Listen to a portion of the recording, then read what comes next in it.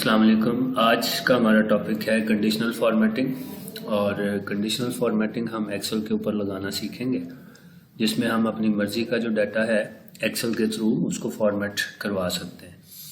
Different examples हम इसके लिए लेंगे। एक एग्जांपल हमारी जो है वो इसमें अटेंडेंस शीट की है, एक एग्जांपल जो है वो हम रिजल्ट शीट के ऊपर लेंगे। बिलफर्ज़ हमारे पास अटेंडेंस शीट का कुछ डाटा पड़ा हुआ, फॉर्मेटिंग आप किसी भी तरह की कर सकते हैं। तो हम चाह रहे हैं कि यहाँ पे हमारे पास जितने स्टूडेंट्स की अटेंडेंस मार्क हुई हुई है उसमें से अगर कोई स्टूडेंट एब्सेंट है तो उसका जो सेल है जिसके अंदर ए लिखा हुआ है फॉर एब्सेंट, वो कुछ एक बाकी सेल्स की निस्बत थोड़ा डिफरेंट हो जाए ऑटोमेटिकली। अब चूँकि हमें नहीं पता कि किस सेल के अंदर हमने एब्सेंट लिखना है, किस सेल के अंदर हमने प्रेजेंट लिखना है, डिपेंड करेगा स्टूडेंट के ऊपर ही। तो हम इसके लिए जो है वो एक्सेल को कहेंगे कि हमें फॉर्मेटिंग अप्लाई करके दे with the help of a condition. Home tab के अंदर कंडीशनल फॉर्मेटिंग की ऑप्शन है। सबसे पहले आपने क्या करना होता है, आपने रेंज सेलेक्ट करनी होती है। रेंज सेलेक्ट करने के बाद आप कंडीशनल फॉर्मेटिंग में जाते हो। मुख्तलिफ किस्म के रूल्स हैं कंडीशनल फॉर्मेटिंग के। मैं फिल वक्त इस्तेमाल करना चाह रहा हूँ हाईलाइट सेल रूल्स को, और यहाँ से मैं कंडीशन दे देता हूँ इक्वल टू, और इसके बाद हम यहाँ पे इसको अपनी कंडीशन बता देते हैं। जैसे मैंने यहाँ पे कंडीशनल फॉर्मेटिंग की ऑप्शन में आके ए टाइप किया है, आप देखोगे पीछे डाटा में से कुछ वो सेल्स जिनके अंदर ए फॉर एब्सेंट लिखा हुआ है वो मुख्तलिफ तरीके से क्या हो गए, फॉर्मेट हो गए। अब ये फॉर्मेट क्या हुआ वो यहाँ पे हमारे पास लिखा हुआ है। जिस भी तरह की फॉर्मेटिंग आप अप्लाई करना चाहते हैं आप इनमें से सिलेक्ट कर सकते हैं, और अगर खुद से फॉर्मेटिंग देना चाह रहे हैं तो हम कस्टम फॉर्मेट के ऑप्शन में जाएंगे। फॉर्मेट सेल्स का डायलॉग बॉक्स हमारे सामने ओपन हो जाता है। इस डायलॉग बॉक्स में आके हम अपनी मर्जी की फॉर्मेटिंग जो है वो अप्लाई कर सकते हैं। अब इसको मैंने बोला कि जहाँ पे ए लिखा होगा आप उसका जो टेक्स्ट कलर है उसको वाइट कर दो, और जो उसका फिल कलर है उसको आप रेड कर दो, एंड ओके ओके।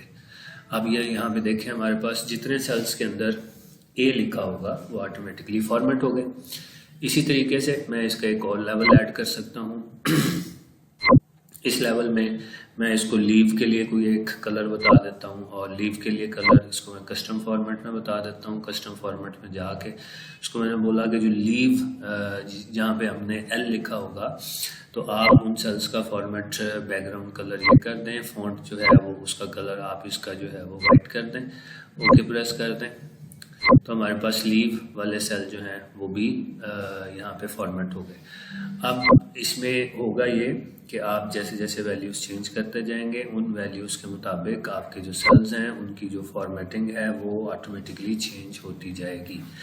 निचले सेल्स में भी जो कि सिलेक्शन में शामिल थे, इसमें भी अगर मैं प्रेजेंट, एब्सेंट, प्रेजेंट, लीव, इस तरह से डाटा मैं लिखता जाऊंगा तो मेरे वो सेल्स जो हैं वो उसी तरह से फॉर्मेट होते जाएंगे जिस तरह से मैंने उनको बताया हुआ है।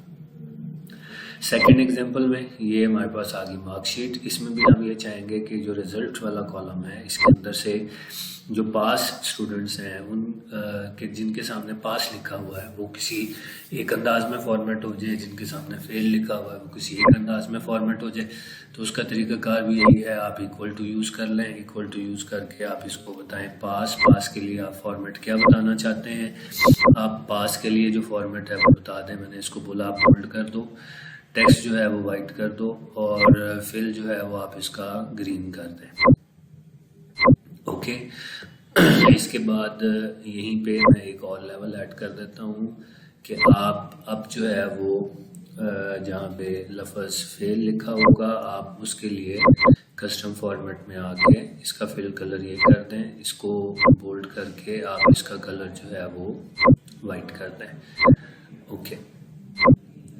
ये हमारा कंडीशनल फॉर्मेटिंग के दो लेवल्स यहाँ पे भी लग गए।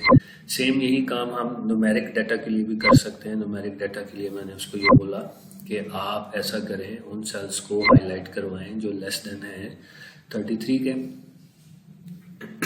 पासिंग क्राइटेरिया हमारा 33 मार्क्स है सपोज, तो हम 33 से लेस देन जो सेल्स हैं हमारे उनको फॉर्मेट करना चाह रहे हैं उनको बोल्ड करो, उनका कलर जो है वो आप रेड कर दो, और उनके नीचे जो है वो आप सिंगल लाइन लगा दें, ओके। तो ये हमारे पास कंडीशनल फॉर्मेटिंग अप्लाई होगी। ऐसी फॉर्मेटिंग है जो कि किसी कंडीशन की बेस के ऊपर अप्लाई होती है। जब वो रिक्वायर्ड कंडीशन मीट होगी तो आपकी जो फॉर्मेटिंग है वो अप्लाइड नज़र आएगी, और अगर वो रिक्वायर्ड कंडीशन आपकी जो है वो मीट नहीं होती तो देन आपकी वो फॉर्मेटिंग नज़र नहीं आती। ये टॉपिक था हमारा कंडीशनल फॉर्मेटिंग का।